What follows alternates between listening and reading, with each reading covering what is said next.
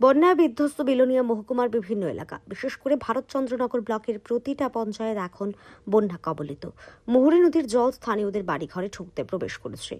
NSC নগর, SBC নগর এবং সুকান্তনগর বেশি ক্ষতিগ্রস্ত হয়েছে। ভারতচন্দ্রনগর ব্লকের পঞ্চায়েত সমিতির চেয়ারপারসন পুতুল পাল বিশ্বাস বুধবার ব্লক কর্মীদের নিয়ে বন্যা বিধ্বস্ত এলাকা পরিদর্শন করেন। বল্লামুখী এলাকা বা সুকান্তনগর এলাকা মানে জল ক্ষতিগ্রস্ত হয়েছে, বিভিন্ন বাড়িতে জল ঢুকেছে। প্রায় এখানে তো আপনার জনবসতি 200-র উপরে। হ্যাঁ, 200-র উপরে। 200-র উপরেই ক্ষতি হয়েছে না? হ্যাঁ হ্যাঁ হ্যাঁ। স্থানীয়দের দাবি, বাংলাদেশে বাঁধ দেওয়ার ফলেই বন্যা পরিস্থিতি তৈরি হয়েছে। এখানে জল ঢুকছে তাদের ঘর বাড়িতে। অবিরাম বৃষ্টি চলছে, একদম আমাদের ঘরে, আমাদের পার্শ্ববর্তী তো গ্যালারির সঙ্গে আমাদের ঘর, এটা হচ্ছে একটা গ্যালারি। আপনার এখানে আমাদের ঘরে এতটুকু জল, এখানে পরিস্থিতি দেখতে পাচ্ছেন কি অবস্থা। জল এদিক থেকে উপর থেকে আইয়ে নাই, জল আইছে আপনার বাংলাদেশ থেকে যে বাঁধটা এদিকে ওই বাঁধ ভেঙে জল ঢোকার কারণ গত বছর কিন্তু এদিক দিয়ে জল ঢুকছে না।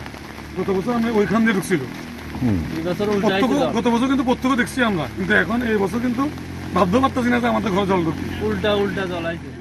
এদিকে প্রাকৃতিক বিপর্যয় মোকাবিলা সংক্রান্ত কর্মীরা জানিয়েছেন, মঙ্গলবার রাত থেকেই এখানে জল বাড়তে শুরু করে। তারা নেমে পড়েন উদ্ধার কার্যে।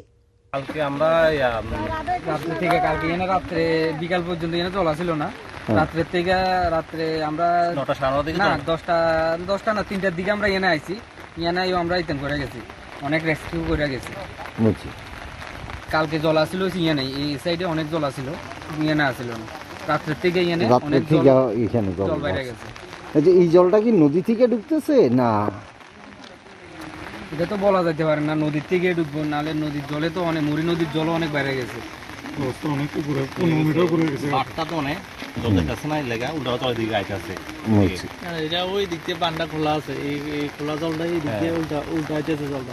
ভারতচন্দ্রনগর ব্লকের অন্তর্গত বিভিন্ন এলাকায় প্রায় 20 পরিবার বিভিন্ন শিবিরে আশ্রয় নিয়েছে। উত্তর ভারতচন্দ্রনগর এবং পাইখলাতে ধসের কারণে বিচ্ছিন্ন হয়ে পড়েছে যোগাযোগ পরিষেবা। স্যান্দন টিভি।